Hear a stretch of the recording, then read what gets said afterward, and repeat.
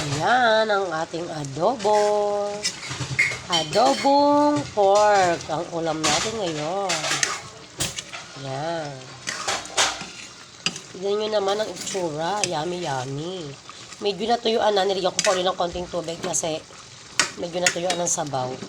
Hindi ko siya lalagyan ng spicy kasi may baby kami. Yung pagkain na lang namin, lalagyan namin ng spicy. Ayan.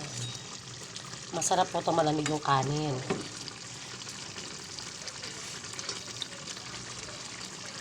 Wow! Yummy! Tama ang alat, ang asim, ang tamis.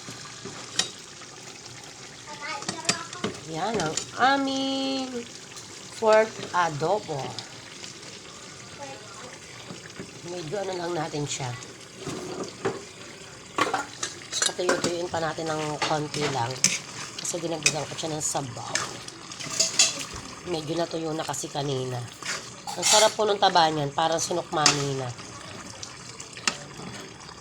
Kahapon at ngayon lang ako nagluto sa bahay kasi sila nagluluto. Kasi busy ako ng mga nakaraan. Kakain muna, then aalis na naman. Ayan ang aming pork adobo. Luto na po yan. Pwede na pong kumain. Ayan, patayin na po natin siya.